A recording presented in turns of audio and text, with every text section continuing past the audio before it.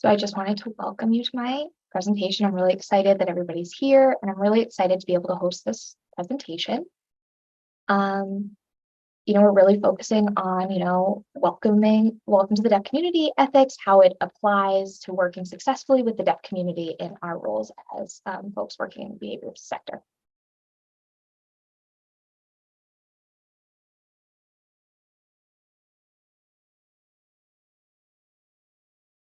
So before we really start, I wanted to introduce myself. My name is Jacqueline Wunderlich. I know it's kind of a long name. My sign name is this over here on the side of my mouth. I'm originally from Canton, Michigan. I was born with moderate to profound hearing loss. I identify as deaf. I grew up oral, which means that I used hearing aids. I used spoken speech to communicate. And I didn't really start learning sign language until I was 17 years old. And at that point, I was really struggling. I was failing Spanish class, which was really ridiculous because Spanish was my first language. But I couldn't keep up with the class. I couldn't keep up with the auditory things. There was, issues growing up that related to all of that, the auditory issues. And so, for example, we have to think about how that impacts kids, how, I was, an eloper, or how, I, hated specific service providers and what that, everything and how that impacted me. But it was because I didn't want to feel different. So when I started learning sign, and when I transferred to Gallaudet University, that university is completely bilingual, ASL and English. My entire life changed. Language, communication, everything was there and everything was accessible.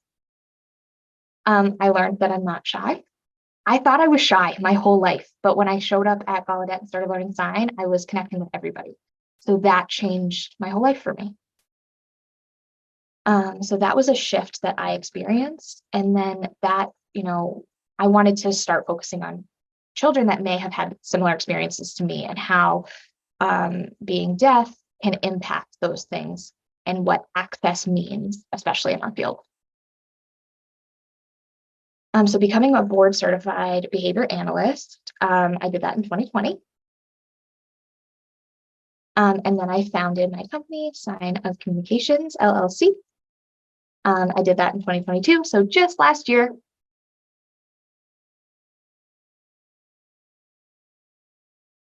And before we continue, I want to talk a little bit about language. We want to, using identity first language. If you prefer something different, that's okay. But most of the community in the discussion prefer identity first language.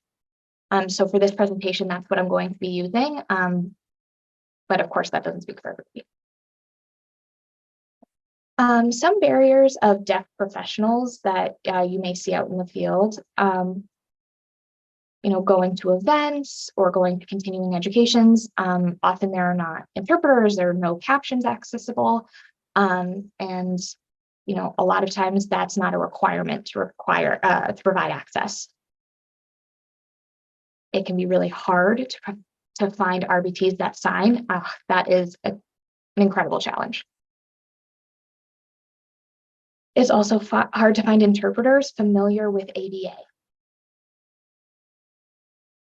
And also, lots of ABA words are not in ASL. So I've had to create many of myself. My first ABA class in grad school, I failed my first test bad. And the reason for that was the interpreters weren't really interpreting conceptually accurate signs for what ABA meant. So for example, verbal. ABA professionals know what verbal means, expressive, impacting the environment. However, in sign, they were saying speech or talking. So I was quite confused about the concept. So then I have developed sort of my own understanding and conceptually accurate signs for terms in ABA. A few other big issues that have come up include, many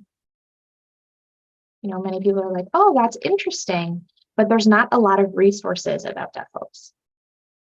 So I've been figuring out how to be successful, how to support people with this sort of gap in research.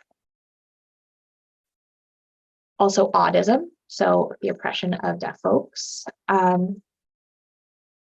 That is really centric in a lot of fields, including ABA, mental health fields.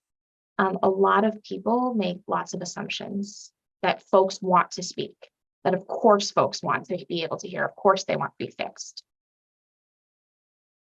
And that the other thoughts and feelings are pushed aside, other perspectives are pushed aside.